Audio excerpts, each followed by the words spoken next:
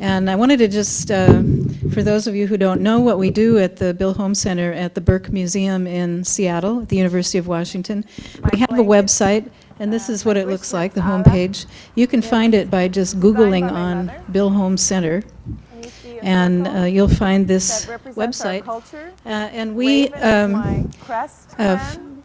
now there's that woman is okay, we've got a little technical glitch that Katie will deal with while I'm talking. Also, you'll notice that she's holding a fish. We fund research, a couple different kinds of research. We fund University of Washington graduate students who are doing research on Northwest Coast Native art, and those are University of Washington graduate fellowships. Funds master's thesis and PhD research. We also fund visiting researchers, Native artists and other researchers who we fund to come to the Burke Museum to research the collections, the ethnology collections of Northwest Coast art at the Burke. And I just wanted to, we've been giving these grants out since 2006, so we're in our 4th year now, and you can see who's received the grants in the past if you go to our website and you click grants. I'm going to try and do this. Up here at the top.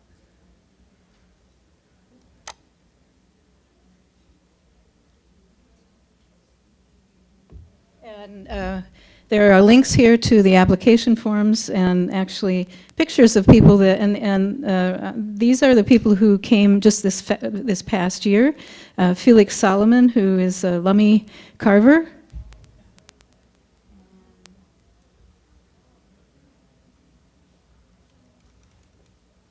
Some of you may know Jim Heaton from Haynes, who's also a carver and teaches up at Haynes. George Bennett Sr. from Sitka.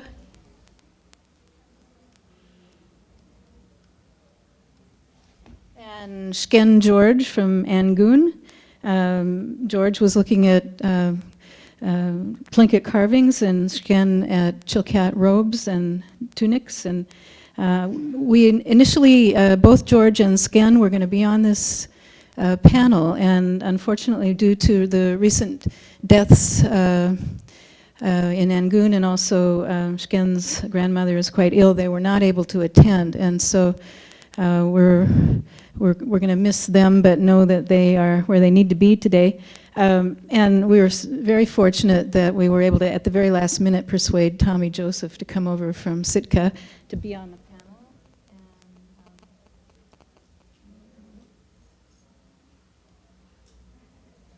And also, Arlene Skinner, who's a weaver, weaves in the Aleut style, but she's actually Cheyenne and Sioux, but lives on Kodiak Island, also came.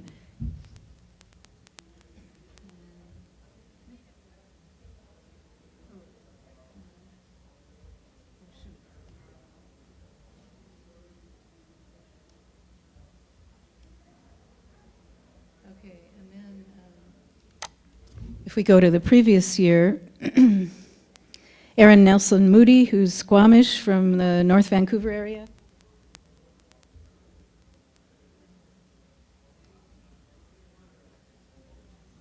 Emily Moore, who's in the PhD program at the University of California, Berkeley, studying Chilkat robe. She's actually giving a paper tomorrow. There she is in the back room.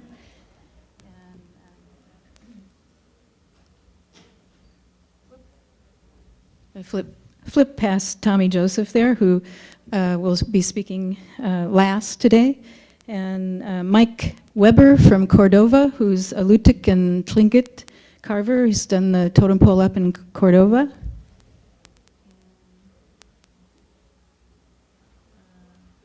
The year before was Mike Yell and Askren and Mike D'Angeli.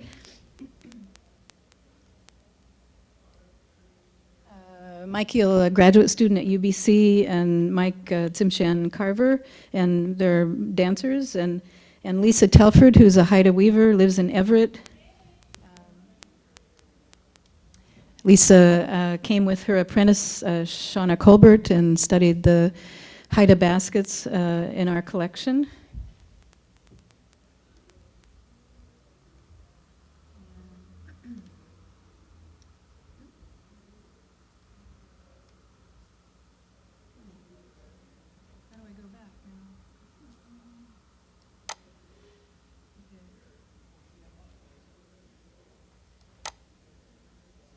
and we've had 3 University of Washington students to receive fellowships. Nadia Jakinski has a current one that she's out right now up on Kodiak Island. She's involved in doing her doctoral dissertation on the revival of Aleutic masking.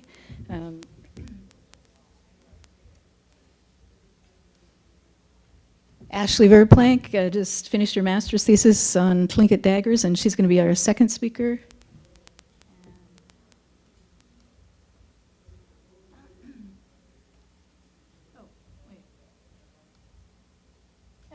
The very bottom, Katie Bunn-Marcus, who's our first speaker today. So that brings us up to the speakers today. She's actually, Katie has, she received the very first graduate fellowship in 2006, is that right? Yeah. Finished her PhD and is now teaching at the University of Washington and working also as the managing editor for the Bill Holm Center. And so we're embarking upon a publication program, and we're going to be republishing for the second time actually a film by Franz Boas that he did in 1930. It's actually his video footage of dancing demonstrations and other kinds of demonstrations that were filmed in Fort Rupert in 1930. And also a book called In the Spirit of the Ancestors, which is documenting an exhibit of contemporary native art from the Burke's collection. And so stay tuned for that. We're hoping to get both of those things published. So also just wanted to mention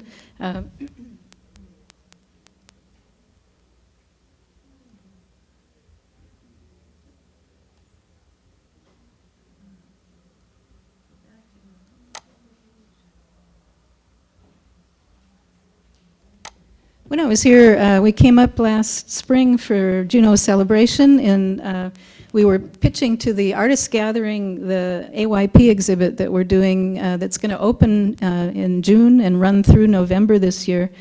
It's the 100th anniversary of the Alaska Yukon Pacific Exposition, and we had a call for artists who we asked them to submit works that would respond to the way that Indigenous peoples and Alaska Native people in particular were exhibited at the fair. And you can see one of the little photos of the fair with the Eskimos exhibit from the Pay Streak. And we got 30 artists. I'm really pleased that a number of Alaska Native artists submitted work, and we've just on Monday picked 16 of 30 artists, and it's going to be a very exciting show. So I hope you will maybe have a chance to come to Seattle between June and November this summer and fall and see that exhibit. So with that, I'm going to turn this over to Katie, who's going to be our first speaker, and she's going to talk about adornment. I'll let you introduce your own paper, but it'll be part of an essay that will appear in the Spirit of the Ancestors catalog. So, Katie.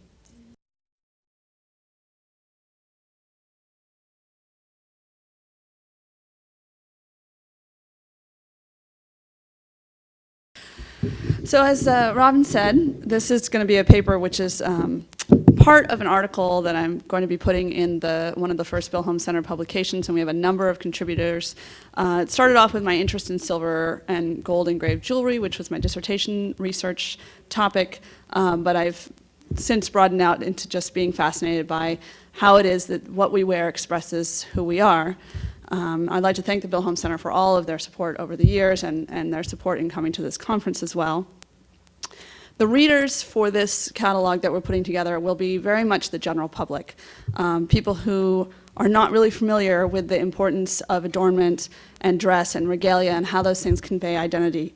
But as everyone here knows, what you wear what you wear is very much connected to past generations, to ceremonial moments, to all of those kinds of ways of expressing who you are.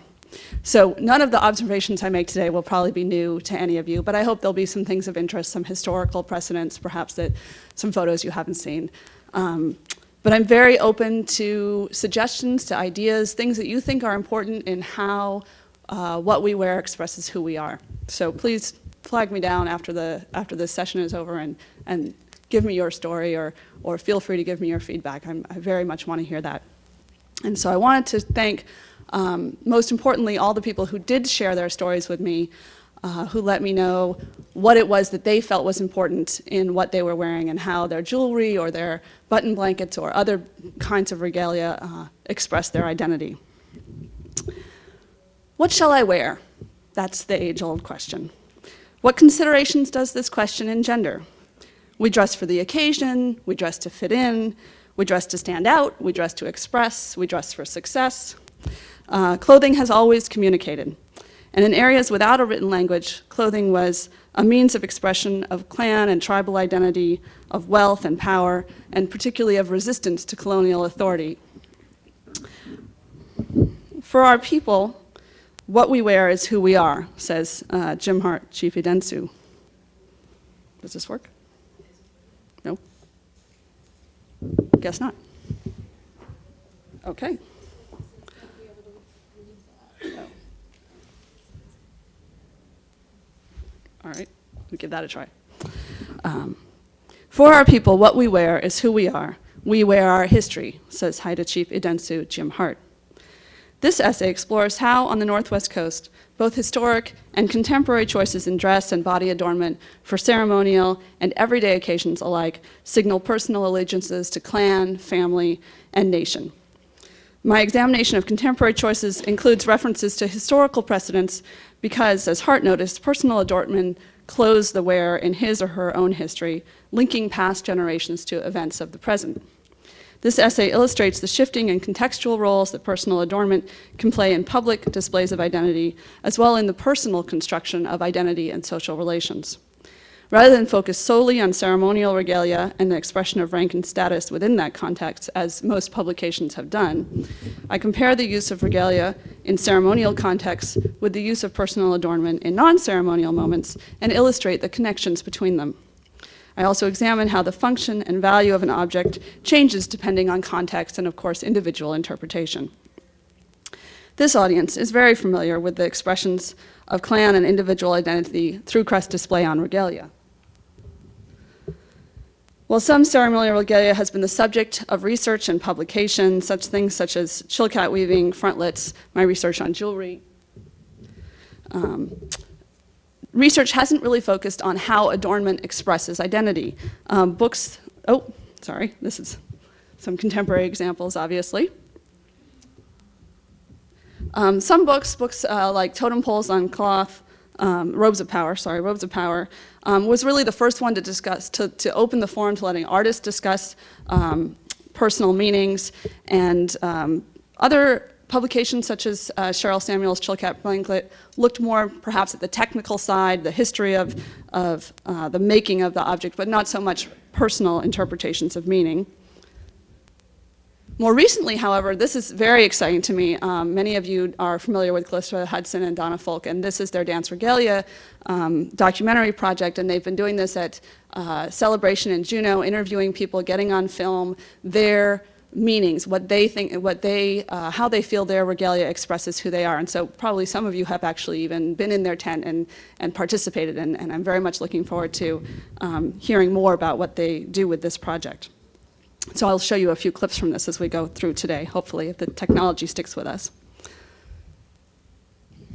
So we'll start with the familiar, which is ceremonial regalia. Often experienced within defined parameters, worn or seen in the context of a potlatch, dance, feast, funeral, other ritualized occasion, historically representing the status of the wearer. Regalia articulated a particular social position within clans and moieties. Adornment was an additional layer, expressing social status, class, or rank. The ensemble was chiefs and other high-ranking individuals wore, and still wear, represent all the wealth and family connections available to them. Today, the elements of ceremonial regalia and the ensemble remain similar to that which was worn in the 19th century, and high-ranking individuals continue to wear crest hats, headdresses with carved frontlets, Chilkat weavings. That said, the use of regalia and adornment to denote rank has changed over the last century. While jewelry and tattooing are now more democratic expressions of crests, in the 19th century they indicated rank as well as clan affiliation. Sergei Kahn writes that high-ranking Tlingit children had to have every major stage of life marked by specific types of adornment, including clothing, jewelry, and physical alterations to their body. Quote, these life cycle rites involved marking the child's body with the signs of aristocratic status and bringing it into physical contact with wealth. The marking and decorations of the bodies of aristocratic children could be seen as an imposition of society's control on the natural or uncontrolled body. The same role was played by the special clothing worn by the aristocracy. It not only decorated their bodies, but made them heavier by placing a layer of valuable objects on them, unquote. Kahn emphasizes the intimate connection between aristocrats' clothing and their bodies, and how the decorations they wore, such as nose rings, earrings, bracelets, and others, were heavier than those used by commoners, since they were made of more valuable materials such as copper, shark's teeth, and abalone shells.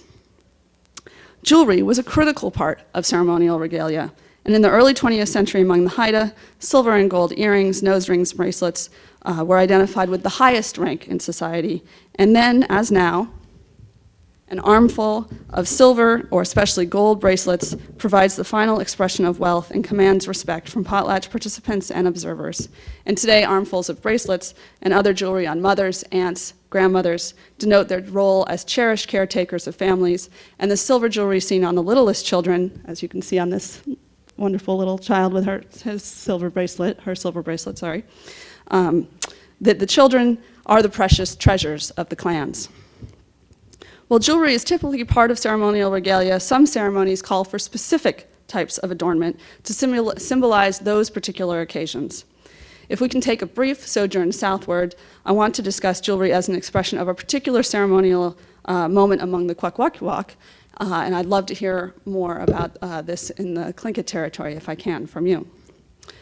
During the Kwakwaka'wakw Koteka, or bride price repayment ceremony, jewelry was a critical part of a woman's regalia and a critical part of the payments that were given at the time. And you can see on all of these sticks have silver bracelets attached to them, so dozens given, or by the tens, hundreds given away at these ceremonies. All participants were encouraged to dress in their finest, but the bride's ornaments, such as an abalone nose ring, physically symbolized the wealth being transferred to her husband and were specific to that particular occasion. Boaz and Hunt wrote, quote, the wife of the son-in-law steps out of the canoe dressed in her best, wears a blanket set with abalone shells, and a large abalone shell is fastened to her nose by strings which pass over her ears. Ruth Benedict wrote, the great dance of the occasion was hers when she displayed her jewelry. Curtis, too, recorded the status-enhancing marriage repayment procedure and noted that a woman's high status could be marked by these specific types of adornment. In this case, the wearing of abalone earrings. Quote, there's an especial honor in being many times married and released by the payment of the marriage debt. Thus, a woman who has been 4 times wedded, whether to the same man or a different man, freed by the payment of property, bears the honorable title of Oma, and she alone is permitted to wear a painted hat and abalone shell earrings. In addition to clan affiliations and the expressions of rank or social status, adornment can express a connection between the human and supernatural or natural worlds, presenting spiritual or extraordinary experiences in concrete form. For example, tattoos has been described operative as well as symbolic or amuletic powers. In 1864, a Haida woman told Frances Poole that her halibut tattoo with the face of her chief on its tail would protect her and her kin from drowning in their travels. Adornment also records and connects the experiences of the clan ancestors. I'm sure you're all familiar with the Nanya'yi regalia, recording the interaction of the clan with the grizzly bear at the time of the Great Flood. But experiential references to clan images are not a relic of the past, confined to the realm of ancestral adventuring. Contemporary regalia also illustrates personal experiences that align clan affiliations with modern events, such as David Boxley's button blanket, which he received at the moment of raising this pole in Metlakatla for the Senior Center in 1994. Or as the Regalia Documentary Project has recorded, Teresa Ryan here is going to, if I can get it to work, is going to talk about how her button blanket expresses her own personal sense of identity. My blanket, my Guishnep Ala, is designed by my mother. And you see a circle that represents our culture Raven is my crest clan. And you see the woman is climbing into the culture and holding on. Also, you'll notice that she's holding a fish. The fish represents my Bachelor of Science degree in Fisheries Aquatic Ecology. I am a scientist. So far, I've focused on crest display in a ceremonial or public context, which has been the primary subject of some scholarship to date, the little bit that looks at personal adornment. However, even in the 19th century, not all adornment was reserved for ceremonial occasions.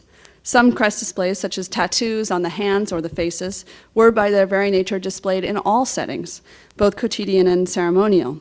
In fact, while the application of tattoos was a part of ceremonial marking of high-ranking children, the tattoos themselves, unlike other ceremonial regalia, were obviously permanent body adornments.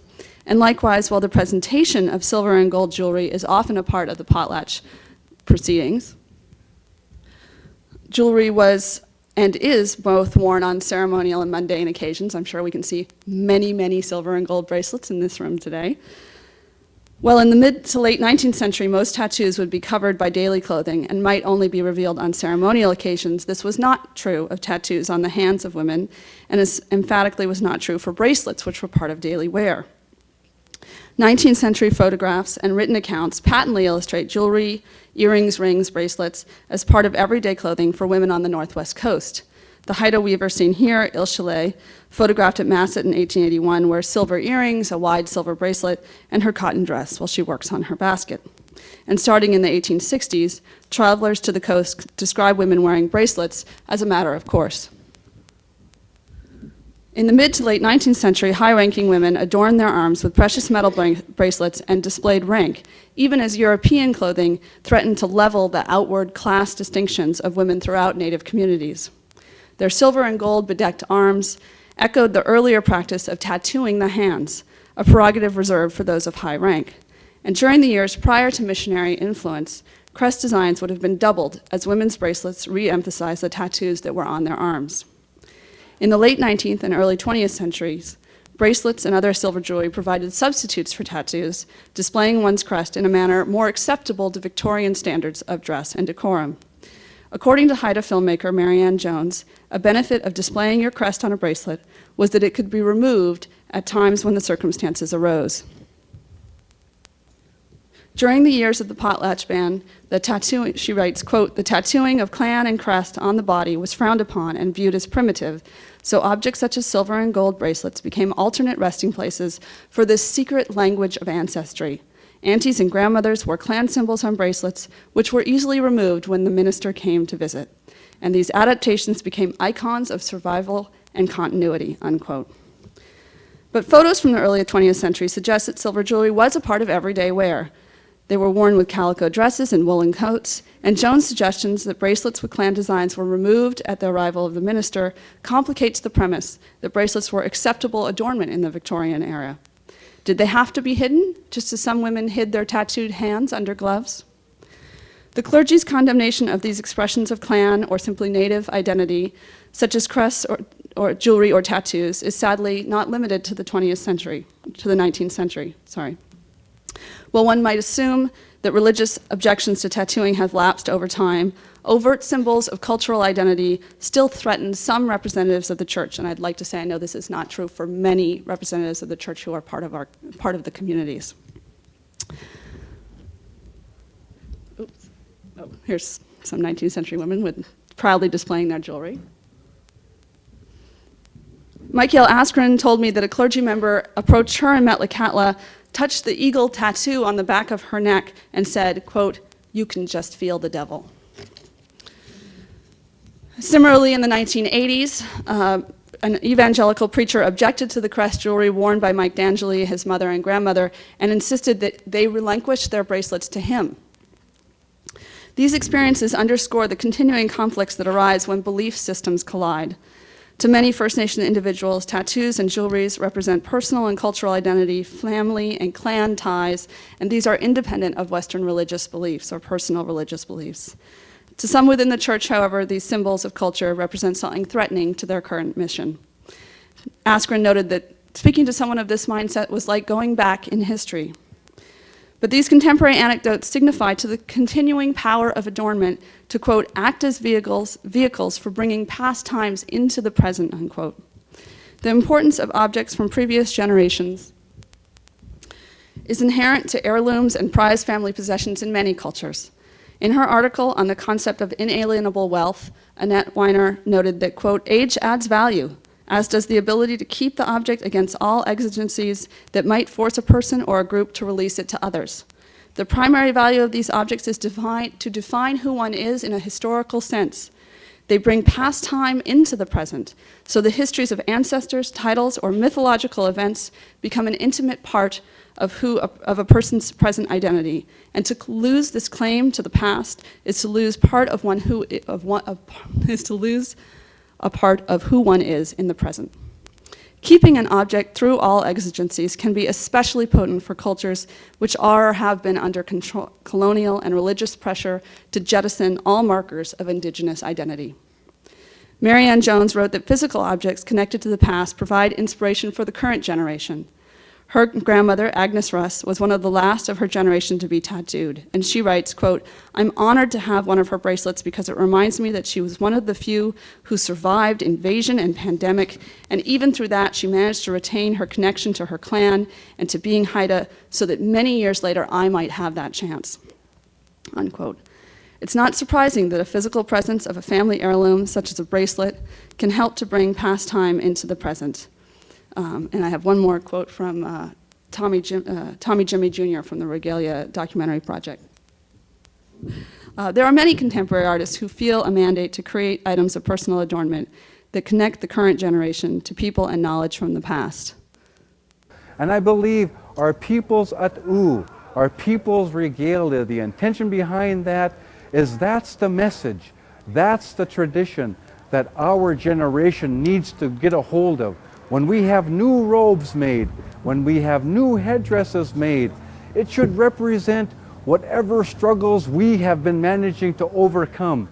Then the legacy, the true legacy that we need to leave for our children is the way we overcame those struggles. And so that's the sacred work that our generation has to work on in our lifetime. Dan Wallace, Kwakwakiwak jeweler, discussed his commitment to expressing family pride through the jewelry he makes for members of his community. Quote, when we adorn families with jewelry, we're increasing the visual wealth of them as well. It's building us back up. I like to see the old ladies walking into a ceremony wearing their bracelets, their arms all dressed up. You can tell they just feel good. They know who they are, unquote. Simshan Carver and silversmith Corey Morris also echoes Wallace's sentiments in discussing how members in his community today are using both bracelets and tattoos to convey their clan affiliations, and I'm sure you've seen many of that around in the last few days. Jewelry and tattoos, unlike button blankets and headdresses, are not limited to a ceremonial setting. Tattoos, of course, are living documents of affiliation inscribed on the body, a symbolic record of personal connections. And in fact, the preferred ink for Tlingit tattoos in the 19th century was the ash of the blueberry bush mixed with breast milk, providing an actual bodily connection to the matrilineal origin of the applied crest design. Whether revealed or concealed, tattoos continually affirm the individual's decision to be forever marked with a graphic of identity. The choice to visually pronounce one's affiliation does not have to be as permanent as a tattoo. The most casual of everyday dress, the t-shirt, can also record tribal affiliation, community involvement, or simply admiration of native art styles. And in the last 40 years, it's become standard for t-shirts to be given out at potlatches and feasts, and they testify to the actions of the host as well as the participants' participation. So this is T-shirts given out at David Boxley's pole racing and one from the Wannock Family Canoe Feast. Like ceremonial regalia, these shirts attest to certain affiliations and relationships with the community. Unlike regalia, they're not limited to First Nation members of particular clans or moieties. Non-Native people with connections to Native communities may announce these affiliations by wearing shirts they have received at potlatches or feasts. And more broadly, clothing with designs by Native artists allow those who admire Native artists art to express their interest through their attire. The popularity of Dorothy Grant's feastwear across a varied set of consumers attests to the success of Native-inspired clothing at the high end of this fashion spectrum as well. These are my family members and Robin Wright. Grant describes her patrons as people who, quote, have a real connection or want a connection to Haida art or Northwest Coast art, and she celebrates these connections. Quote, when they buy my clothing, it's a statement about their alignment to Haida culture, their acceptance of it, and it's a really good thing to bridge our cultures like that through clothing, unquote. So today I've contrasted the ceremonial function of personal adornment with the roles that jewelry plays as an everyday marker of connections to family and clan. Personal stories from the past and the present by artists and others illustrate the subjective nature of both function and value, the idiosyncratic ways that cherished objects can symbolize either personal identity or valued relationships between people. The examples here show the overlap between public and private, ceremonial and secular, between past and present. On ceremonial or secular occasions alike, adornment is a public testimony to identity. First Nations traditions demand an awareness of public action and appearance, and the function of regalia and adornment is to reflect clan history. Artists have long been cognizant of how the proper ceremonial adornment can clothe them in the pride of one's identity. Again, Jim Hart, quote, the regalia, including the jewelry, is not just adornment, it's old, old history. So it's a lot more than just standing there looking good. You're standing there as a pinnacle of all that's behind you. The regalia can be passed on generation to generation. In a culture where one's personal adornment can carry the weight of generations, the daily question of what to wear can be a serious matter. But for people confident in their identity, the physical expression of heritage is simply a matter of pride. Thank you.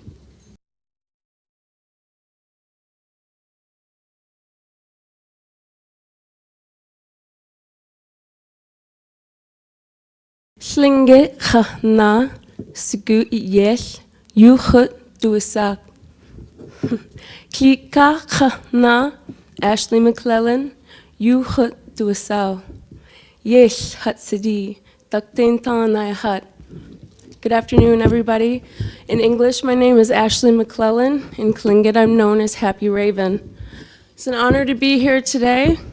And I just wanted to thank Steve Henriksen and everybody who put this conference together. And also a big thanks to Bill Holm Center who helped me get up here for this conference. Could I actually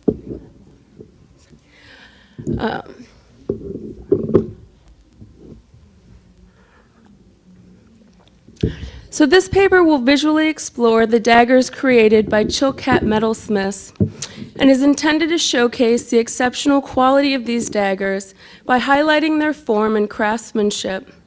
I'll also discuss Louis Shotridge's role in preserving the legacy of some of these daggers and how his archives provide tangible evidence of the importance of daggers within the Tlingit community.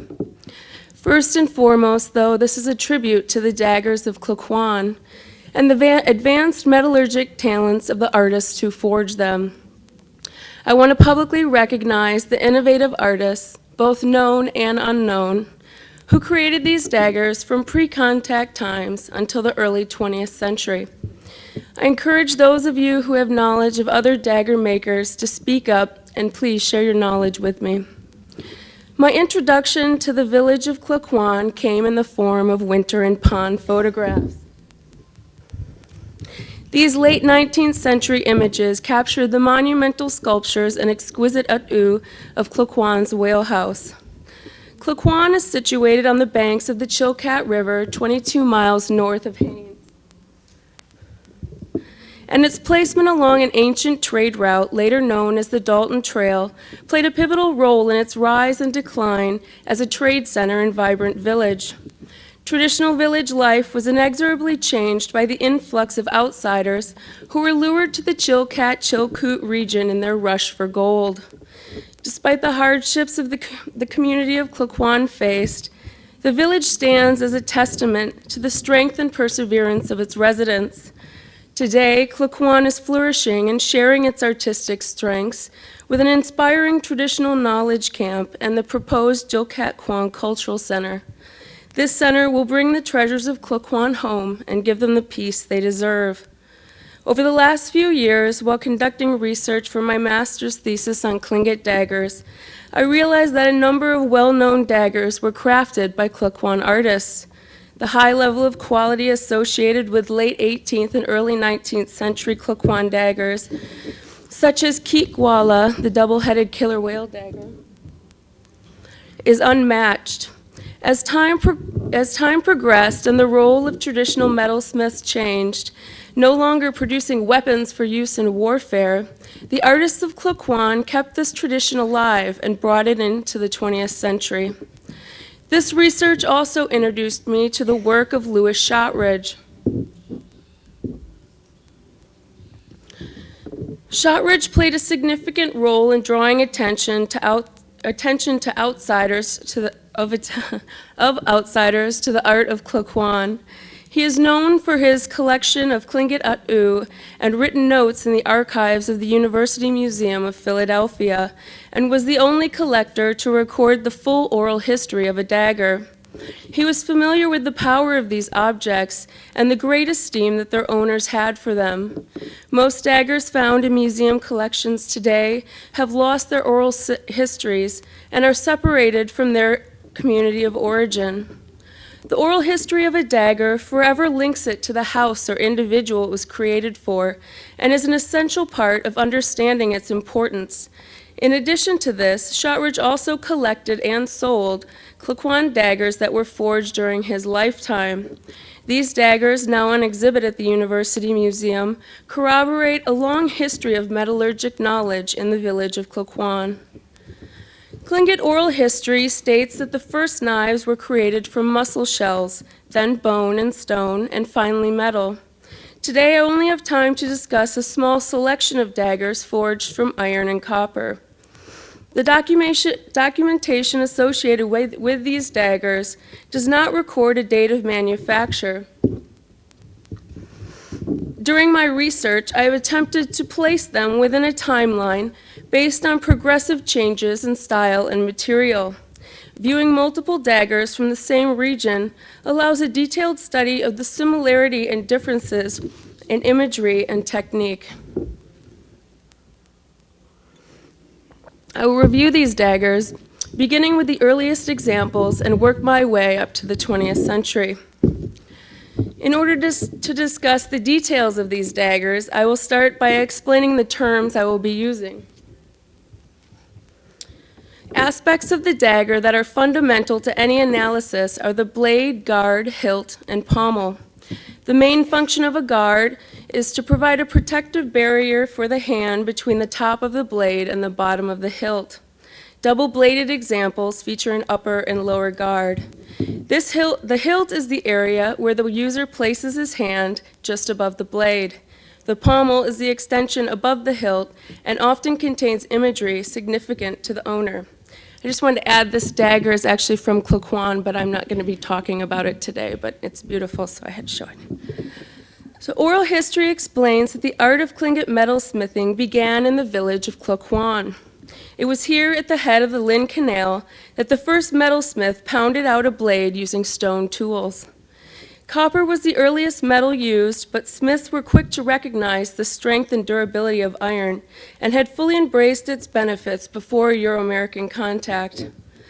The Copper River of Alaska provided pre-contact native copper, and oral history details the first meeting between the Copper River Athabascans and the Chilkat people of Klukwan. It was an encounter that would shape the future of Klukwan and granted the village control over the dissemination of copper to other native villages. This entrepreneurial feat increased the wealth of the entire community and most likely provided the funds and motivation for some of the village's artistic treasures. This same history states that iron was first discovered on the shores of Alaska, procured from shipwrecked timbers. Iron may have also traveled to the Tlingit people via trade with Western tribes. In 1741, the naturalist George Steller witnessed 2 Anungan men with iron knives in the Shumagan Islands. Most likely this iron was acquired through trade with Siberian tribes. One well-known metalsmith was a female from Klukwan, said to be the first Tlingit metalsmith. Her name, Shukasaka, translates to half man, and I apologize if I'm butchering that. An oral testimony acknowledges her skill and the respect that it brought her.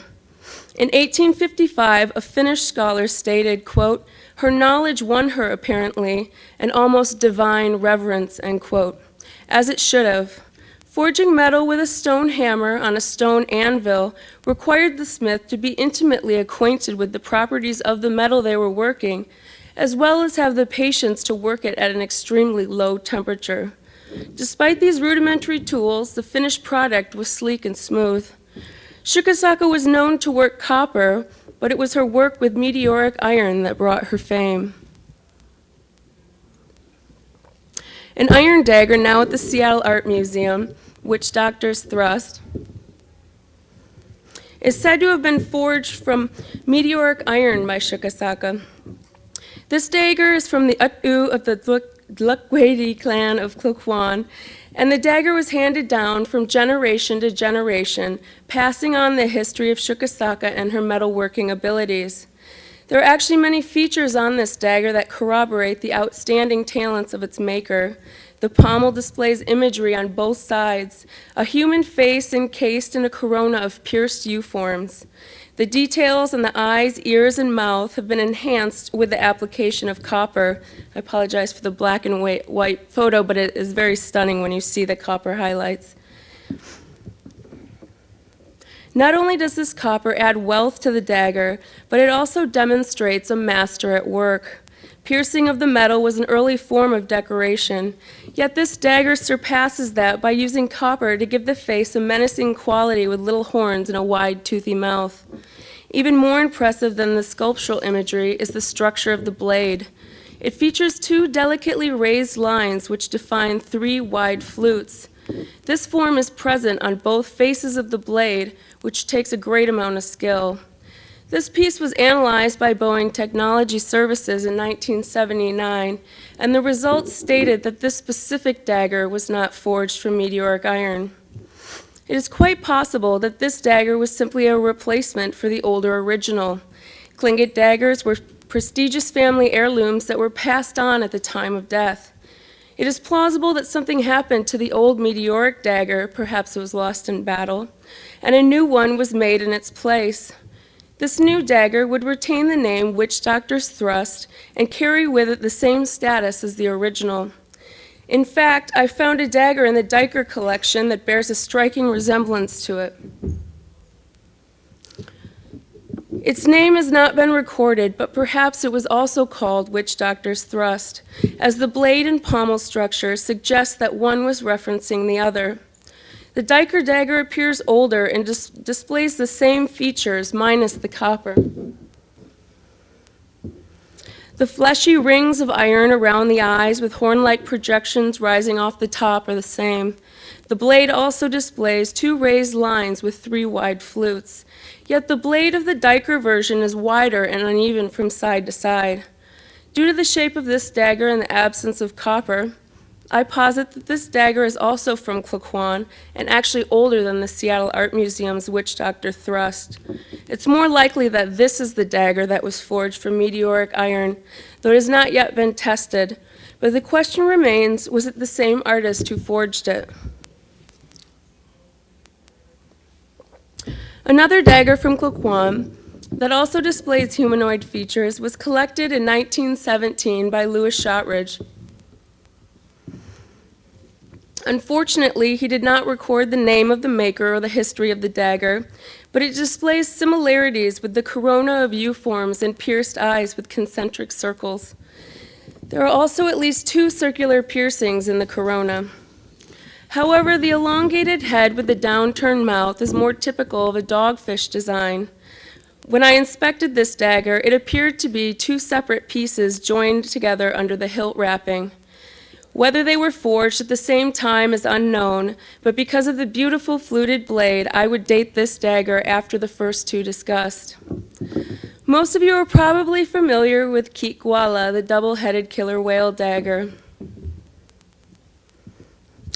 I have been fortunate enough to witness this dagger being danced at celebration and was immediately impressed by its large size and the way its movements reflected the light. It is not hard to understand why people are compelled to call it a sword. This dagger was forged in Klukwan by a man named Kuchish, also referred to as Black Wolf. According to oral history, it was hammered out of a meteorite that fell near Klukwan, and it is introduced to the public with the words, quote, "This came to us from the sky," end quote. The fluid quality of the form line defines the sculptural double-headed killer whale, and the preciseness of the carving still mystifies metalsmiths today. The wonderful ovoid eye sockets and U-form fins reveal a master at work, and the bold, straight lines of its fluting draw the eye along its length, converging at the tip. This dagger demonstrates the ability of Klukwan metalsmiths to embrace introduced techniques, which raise their daggers to a pinnacle never seen before or since. A dagger in the National Museum of Natural History is similar in form to Kikwala. It features two stylized faces which are topped with beautifully fluted U-forms. Its sculptural quality, the copper guards and fluted blade, place it together with Kikwala at the same time period. This dagger was collected from the Tequidi clan of Killisnoo Admiralty Island by Lieutenant George Emmons in 1903. The name of this double-headed bear dagger was not recorded, but its physical features exhibit the traditional qualities of Tlingit sculpture. It could be possible that this dagger was forged by Kuchish during a different stage in his career, or perhaps a family member or apprentice. A master metalsmith would be in high demand, and Kikwala also spent time in Killisnoo Admiralty Island, as seen in a funerary photograph from the late 19th century. The way the sleek raised lines converge at the tip are also extremely similar.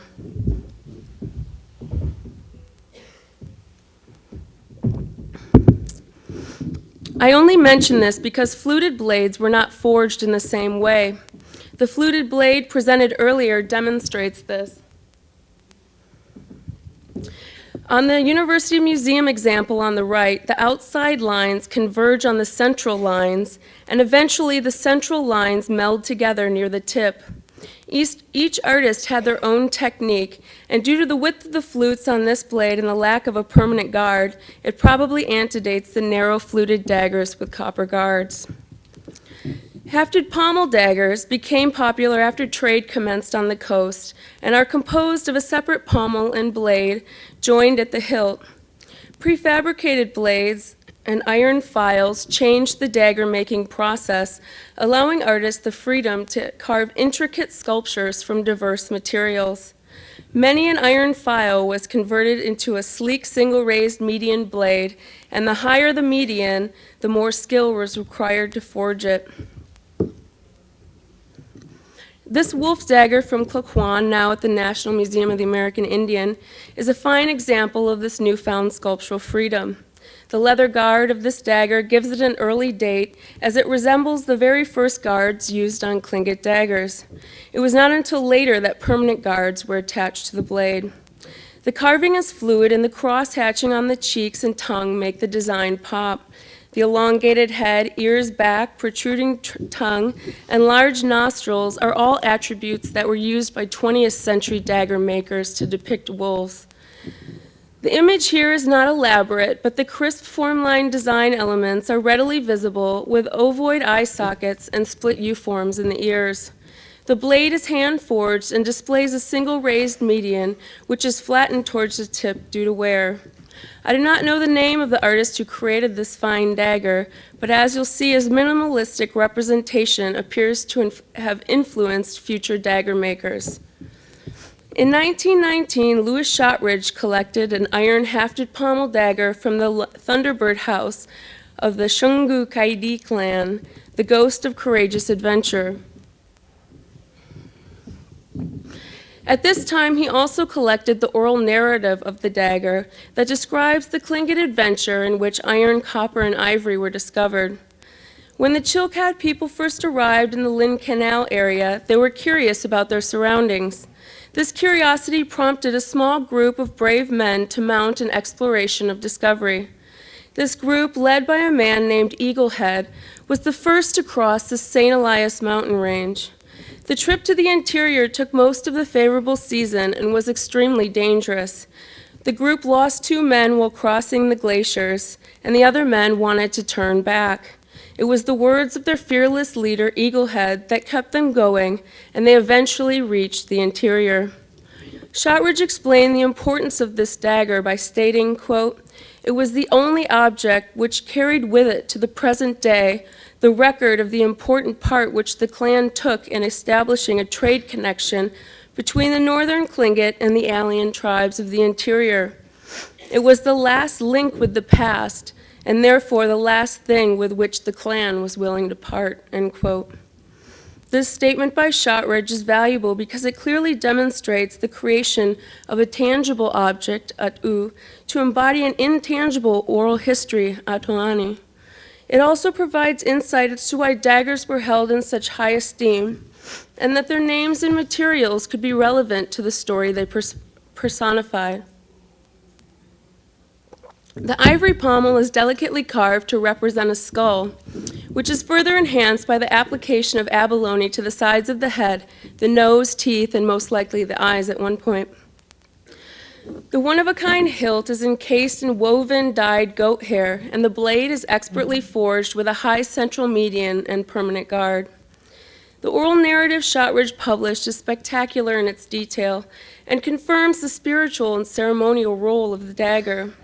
All of the hardships endured along the journey, the bravery and determination, the sacrifices of lives, the power of their will, is forever linked to this dagger, and it functions on many levels. When the ghost of courageous adventure is displayed, it visually conveys the story of the adventurer's heroic journey and the clan's elevated status as a result of that journey. It was more than a weapon, it was an emblem of status and achievement. The village of Klukwan was still an important center for metalsmithing in the late 18th century, or 19th century, excuse me. Based on the number of daggers in museum collections, metallurgic knowledge was often passed on through families, and a new enterprising generation utilized their talents to support their family in the Western wage economy. This is the era when the men of Klukwan began forging copper daggers for sale. Of the 26 copper daggers I surveyed, there were 10 bears, 5 humanoid faces, 3 eagles, 3 wolves, 3 dogfish, 1 hawk, and 1 listed as a kushtaka. Many of these copper daggers are share a similarity with their false patinas, large wooden guards, and 2-piece blades. There's evidence that Chilkat artists produced a large number of copper daggers, masks, ladles, bracelets, and rattles designed to attract the attention of tourists, museums, and private collectors. With this copper-bladed dagger style, the strength of the blade was no longer paramount to its function. Aesthetics trumped strength, and these daggers were objects for display, not use. Unlike 18th century single raised median blades, these blades were not forged from a single piece of metal. Instead, the slender raised median was created separately and riveted onto the blade. These smiths were obviously well acquainted with the traditional Tlingit daggers and used shortcuts to mimic them. 2 daggers with wolf pommels were created in Klukwan and brought to Portland in 1905 by Louis Shotridge. These turn-of-the-century pommels are very similar to the wolf dagger from the NMAI. The pommel of these later daggers are carved from sheep horn and elaborately adorned with copper and abalone. When comparing these pommels, one can notice the large round nostrils, the band-like lips, the large rounded pupils, also the open mouth with protruding tongue and flattened ears decorated with split U-forms. These 3 pommels share numerous similarities. So that old one's the bottom. These 3 pommels share numerous similarities in the execution of carving and may somehow be related. It is extremely important, though, that they all came directly from Klukwan. No tourist material was George Gustav High's mantra, yet in 1904 he purchased 6 of these made-for-sale daggers from a Mr. Bernard A. Whalen. One such dagger was said to come from the Klukwan chief Kuruwat from the Raven moiety. The heavy, elaborately worked pommel depicts a crouching human transforming into a killer whale, or perhaps this image is referencing Kuruwat's Ganakadi clan. The skeletal features, pierced fin, and heavy iron blade make this a one-of-a-kind dagger. I'm not certain if Kuruwat forged this dagger himself or if he acquired it from another Klukwan metalsmith, but the unique design sets it aside from the majority of daggers being created at this time. Another similarly unique dagger acquired in this purchase from Whalen states simply that it is Tlingit and is referencing the story of Kot. It is possible that this dagger was created by the same artist or workshop that forged Kuruwat's copper and iron dagger. The artificially aged patinas are eerily similar, with a combination of bright brushed copper mingled with darkened patches of age. Both are also hafted onto heavy iron blades that mimic the traditional Tlingit form, but not quite. Neither of these daggers has guards, making them non-functional. And when closely comparing the pommels, you may agree that a relationship does exist.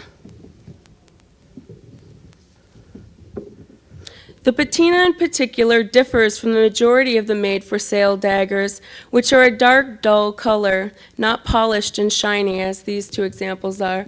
And I apologize for the photos, but at the bottom you can see one that's got a little bit more of that darker quality to it. A large number of these daggers in museum collections were purchased from Whalen, a California-based dealer with ties to Skagway. Another dealer based in Skagway, P.E. Kern, could have been a supplier for Whalen. Kern did not exclusively deal in Native American curios. They were just something extra he offered for sale in his store. Kern quickly realized the lucrative nature of his enterprise, though, and created a workshop to manufacture native-made copper goods. One of the Tlingit workers employed by Kern was a man named John Costco. Costco lived in Skagway in the early 1900s, but according to the work of National Museum of American Indian curator Mary Jane Lenz, his hometown was actually Klukwan. The surname Costco is still present in the Dalakwidi clan of Klukwan, and a silversmith by the name of Ed Costco lived there in the 20th century. Lenz's research reveals other shop owners and dealers in Alaska and California who were involved in the distribution of copper objects. A Pasadena dealer by the name of Grace Nicholson also sold a group of these copper daggers in 1904, some of which are now at Harvard's Peabody Museum, yet her connection to Whalen and Kern is not known. 2 humanoid pommel daggers from her shop were most likely created by the same Klukwan metalsmith. The bulbous face, lack of eyebrows, the thin open eyelid lines, large round abalone inlay pupils, thin band-like lips projecting off the surface, even the fleur-de-lis noses are similarly executed. It is not known if these 2 daggers are related to an 1895 dagger made by Charles Shotridge, possibly a relative of Lewis. But some of the similarities are present. Perhaps Shotridge had refined his style in the spanning 9 years. Either way, shaping this thin and fragile copper, even with modern tools, was no easy task. The small hole here by the nose of this pommel demonstrates that a certain level of skill and artistry were required to create these early 20th century objects and the dangers of hammering copper too thin. George Emmons famously avoided contemporary objects, yet he offers valuable information about the copper objects that were being created at the turn of the century. He says, after the establishment of Skagway as a railway point in 1899, several Chilkat expert metalworkers obtained copper plating and made wonderful masks, rattles, spoons, and bracelets of this copper, following the old designs and aged them to a dark, dull green. but they were excessively heavy and so much finer and more artistic than any of the known pieces that I traced their history and found that they were all in the hands of a curio dealer in California who had formerly been in the same business in Skagway. Through an agent there, he had delivered both the metal and the abalone for inlaying, but the workmanship showed no sign of deterioration of native skill and artistic sense, end quote. In this passage, Emmons verifies that there were several Chilkat metalsmiths involved in this enterprise and that their work showed an undeniable talent. Could Charles Shotridge have been one of these men? These Chilkat-made copper daggers were probably the same type that Louis Shotridge brought from Klukwan to sell in Portland in 1905. Byron Gordon of the University Museum bought 3 of these contemporary daggers from Shotridge and acquired a 4th directly from the village of Klukwan. But Gordon later chastised Shotridge for sending him more of these objects because they were contemporary versions. Shotridge clearly knew the objects were contemporary, but in his letters to Gordon, he referred to them more than once as old. It is not known if Shotridge was intending to deceive Gordon, or if he was simply describing the style of the objects as being old. Shotridge replied, quote, "I never paid much attention to them, but those that I sold to you in Portland, my father thought they were good, and everybody said so because they were the kind of knives and things that was used in the olden days," end quote. Going back to the 1912 photograph of Shotridge holding a contemporary eagle dagger, it is clear that he still considered these contemporary daggers to be socially and culturally important. The daggers Shotridge sold from Klukwan are extremely valuable as they provide a solid link between the metalsmiths of Klukwan and the made-for-sale style. It is tangible proof that these Chilkat artists did not forget their metalsmithing heritage and that they possessed a great metallurgic talent just as their ancestors had.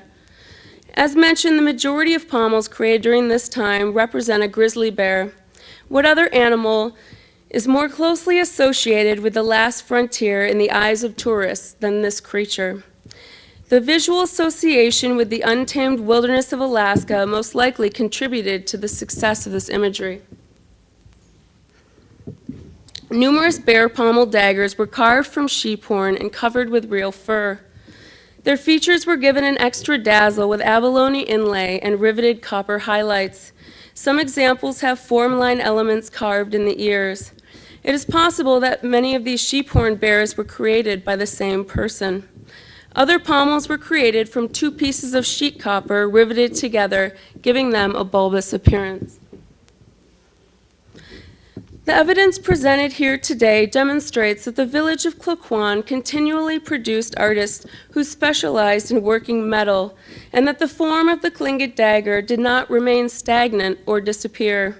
Instead, the artists of Klukwan eagerly adapted innovative techniques that evolved over time to appeal to different markets. Despite these changes, Chilkat smiths were able to retain the traditional features of Tlingit daggers and expand their sculptural arts. It is hoped that further archival research and shared knowledge from oral histories may reveal more of the names and works of these fine artists. I would appreciate any information you may have to offer. Gunushchish.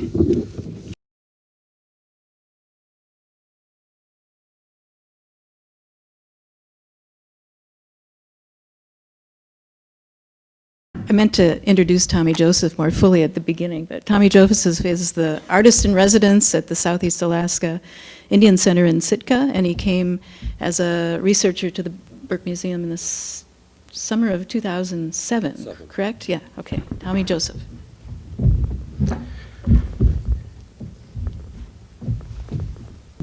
Sorry. Thank you for inviting me here. This is all last minute stuff for me. I wasn't coming until 2 days ago, and 2 days ago put this slideshow together. For the past 6 years I've been studying Tlingit battle dress, body armor, the components of the whole system, how it worked. You had a wooden carved helmet, a wooden collar, heavy hide armor, wooden slat armor, the weapons, bows, arrows, daggers, war clubs, both wood and bone, whalebone, just figuring out how it all fit and work together. I started, I guess, my research there in Sitka at the Sheldon Jackson Museum, then with the Burke Museum. Since then, I've been to the NMAI in D.C., Washington, D.C., Sweetland, Maryland, their collection there. I only had a day there, so I didn't have much, and I photographed as much as I could while I was there, and that's what I'm going to be showing you, some of the stuff that I've done. And then also I've 5 years ago made my first war helmet, and I just meant to make one helmet, but I kind of got carried away, and recently completed my 24th helmet, so I got a bit of work to do. They're not all done, they're in progress. Anyways, I'm going to show you what I've got. Oh, first off, this helmet here, last summer, is the most recent helmet that surfaced. There were 90 known helmets in the world that are in museums around the world in private collections. This is I believe it's a human bear in transformation. It appeared on eBay last summer. It was a lady had this in her home. It was given to her who knows how many years ago, but she brought it to Fairfield Auction House to get it appraised. One weekend out of the month they would have free appraisals, and she wanted to see what it was. She wasn't sure what it was or where it was from, and they didn't know either. They found out real soon after they put it up on eBay. It was a 9-day listing, and they got bombarded with so many phone calls and people wanted to know about this helmet. And after 3 days, it was taken off of eBay and just strictly through their auction house. Well, it sold for $2.2 million is what the final deal went, and quite the helmet. So I think it's 91 helmets now that are known. One of the pieces that I photographed there at the Burke Museum, I'm just going to run through these. It's not going to take me long. So this is day one of my research there at the Burke. And I'm not that good of a photographer either. Sorry, this is out of focus. Beautiful helmet. As you can see, it was left on the ground somewhere for a long time before it was recovered, but it just, I can only imagine what it looked like when it was whole. It was a beautiful piece.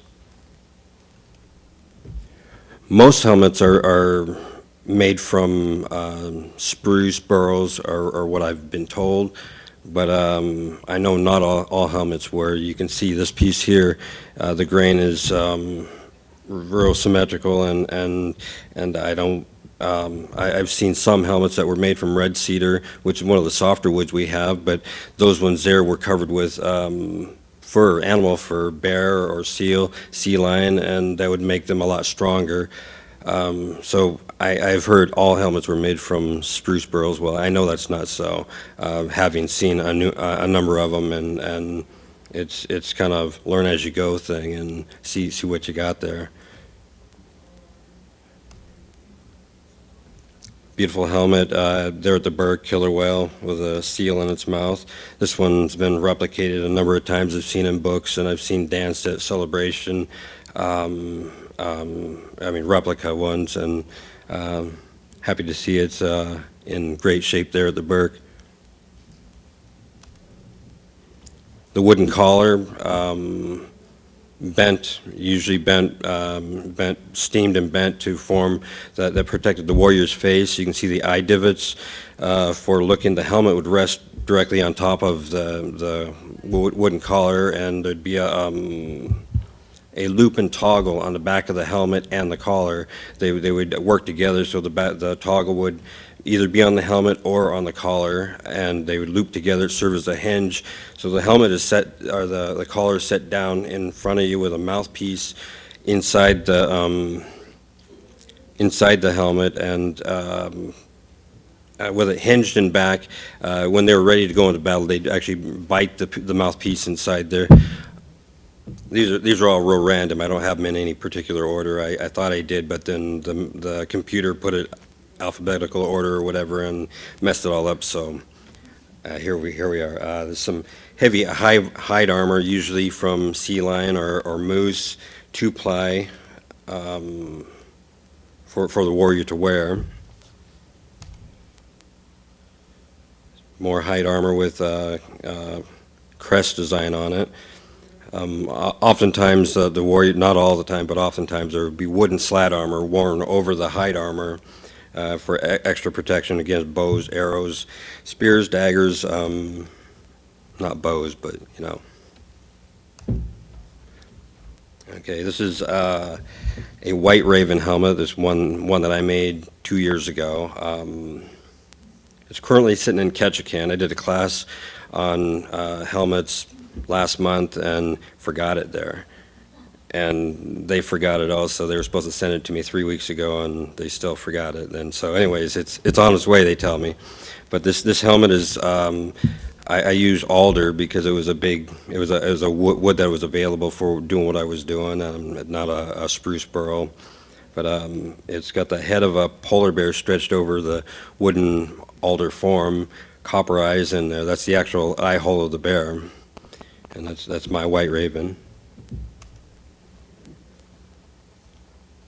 Work in progress. I'm probably a day's work in this piece to be done, but a human helmet with hair and alder again. Same helmet, side view with a bear wrapped around the back of it. Another polar bear head put over the alder form for this is an eagle. My raven using a brown bear head for black raven, copper eyes again for all three of those ones. This is a rockfish. I can't say it was inspired by, but it was around the time that Finding Nemo came out, and I made this rockfish helmet. Another human with, all these helmets are from alder. Human hair, opercula for the teeth. My blue man. Copper eyes, elephant seal whiskers, and alder. Hide armor from, these are all messed up. I had them in a different order yesterday, and they're, this is a piece I did also. It's heavy hide armor with Chinese coins. With when the Russians were here in Southeast Alaska for the furs to trade, they brought a lot of the sea otter furs to China, where they got top dollar for it, and brought back these coins. The money really didn't mean that much to the Tlingits, but having that handy hole in the middle of the coin, they could sew it to the hide and kind of to replace the wooden slat armor, which we haven't seen yet because these are out of order. There you go. There's a work in progress also. Yew-wood slat armor with elk sinew woven. I have other pictures of the sinew you'll see. This is a completed slat armor that would be worn over the hide armor. It's all woven together with, this is hemp, 450 yards of hemp to hold this piece together. Here's a sinew. The one in the center, or right in the center here, that's elk sinew. The upper part of it's been beat out with a whalebone bark beater. I used it for beating the end of this to bust loose the fibers and help shred it up. And that's elk. The center one is, or the one next to the darker one is mountain goat, and then the last one is Sitka black-tailed deer. And then the top spooled up one here, that is American bison buffalo, cordage made from the sinew. I wove that into a piece, but it felt and looked more like yarn than it was too supple, too fine for for the piece that I was doing, so I took it out and went with the elk sinew. The one on the lower piece here, that's Sitka black-tailed deer, much finer sinew, and the piece of armor I'm working on now is going to be all Sitka deer. Takes about 2 pieces of sinew, that's backstrap sinew, 2 pieces of sinew beat out and shredded up. Took me about 2 hours to twine, make into the cordage. Got 11 yards of material out of 2 pieces of sinew in 2 hours. I could do the math and figure out how long it took me to do one of those, to get 450 yards of material for one of them. It was a lot of work. Some of the Chinese coins, these are all brass, but the brass ones there, the smaller bundle, are reproduction Chinese coins, but they're more to period to the ones I've seen in the museums. The green ones, those are actual Chinese coins that I had shipped over from China, and these are going into that last piece of Chinese, the coin armor that I'm working on. I have about 600 more coins to sew into that one piece, and it's all a big work in progress. My most recent helmet, this is what all my students, I was teaching a class in Ketchikan a few weeks ago, and all my students did this. This is my model for that class, and I used, okay, we're way out of order, sorry.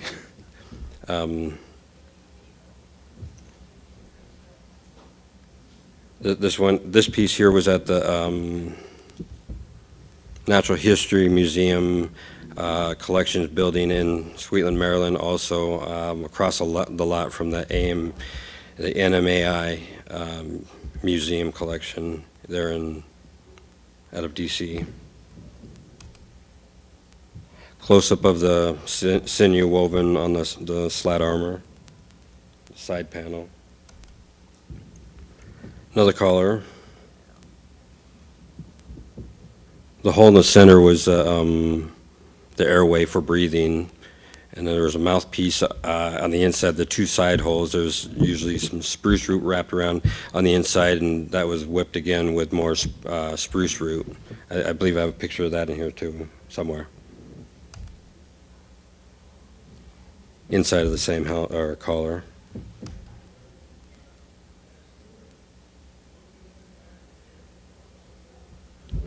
A lot of opercula inlaid.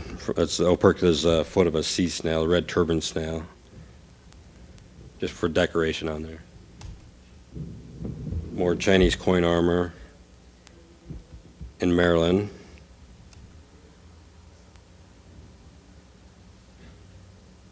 The hide armor that you'd have the wooden slat armor over. This one's been in books and a number of museums. It's on its way.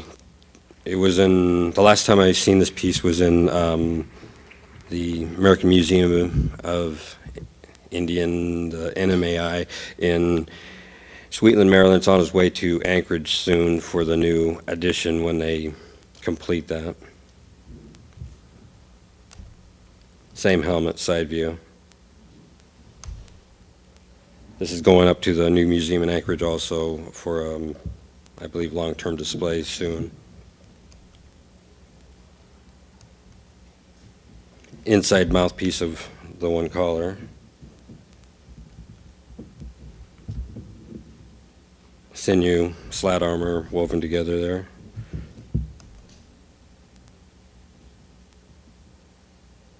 The rods with the sinew. Inside of the same one. They have that one turned inside out.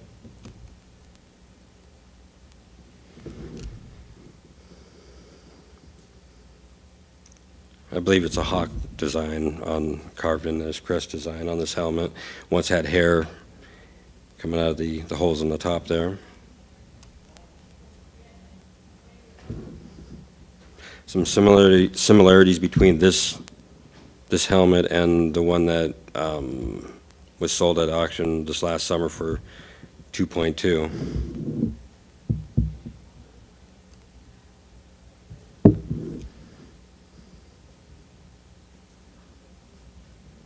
facial hair. Not sure what the fur is. Looks like bear to me.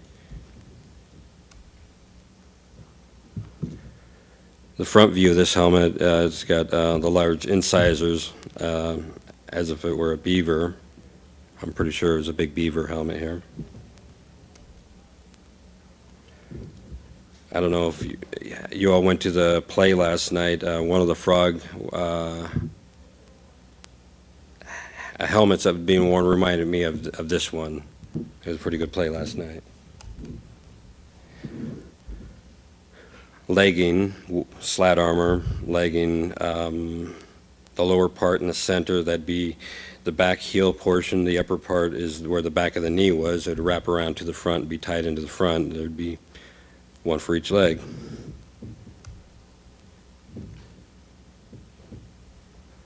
The front view of this helmet, shark helmet, is,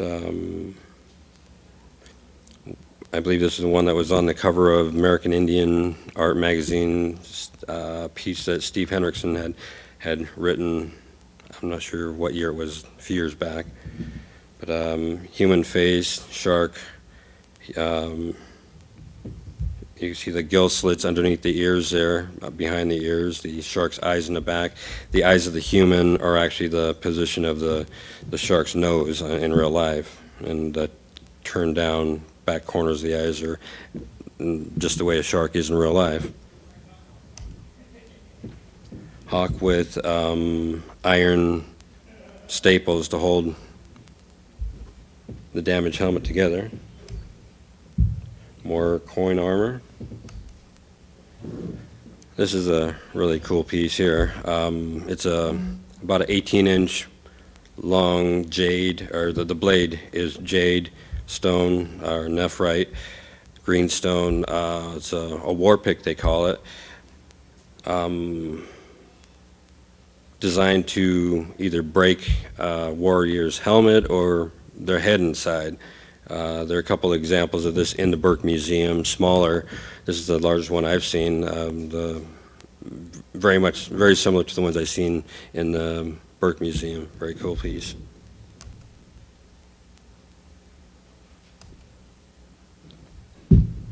Back to the same helmet. Thank you.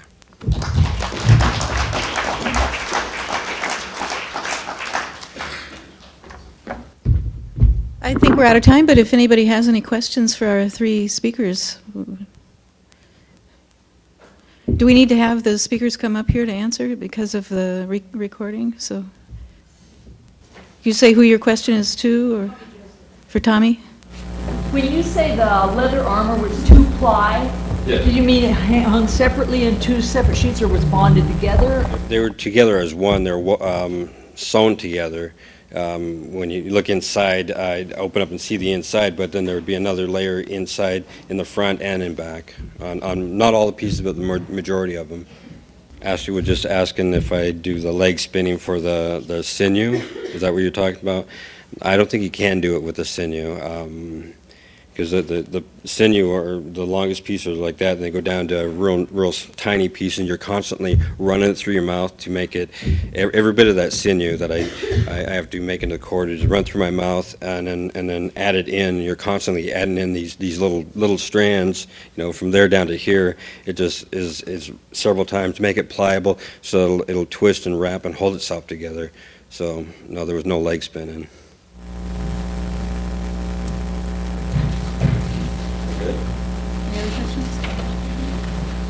Thank you all for coming. Oh, there's one over here. Okay. Just had a question. My name is Bob Paulo for Ashley. On your daggers, did you run across any type of molds, or are they just one piece copper? Are castings? No, I mean the majority, all the copper daggers are the older ones, and they're all completely hand forged. And they're mostly all the copper daggers I've seen are one complete piece with the pommel and the bottom blade, and typically double bladed, but totally hand forged out of probably took pounded copper, together, folded it together and worked it so that they had a large enough piece to create one big dagger instead of trying to piece two ends together. Is that what your question was? Is that an answer? But I didn't see any molds that were used or anything like that. So-called you studies the copper. They say when it's if it's one piece, then the molecules are much bigger and the smaller ones are casting. So Yeah, and there's been a lot of new metallurgical testing that's been going on. And also by looking at the grain size of the copper, you can actually figure out how they worked it, the temperatures they worked it at, if it was annealed and then quenched or things like that. So there is a lot that you can learn by looking at the grain structure. And that's something I hope to continue to do, to find out more about these daggers and how they were created.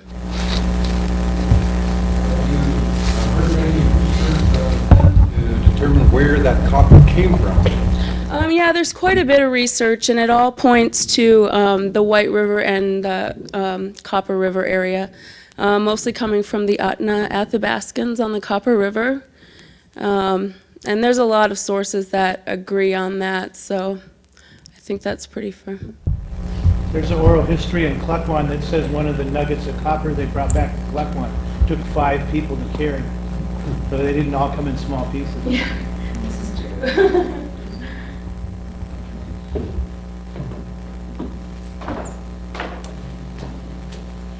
Does anybody else have any questions for him? Thank you for coming.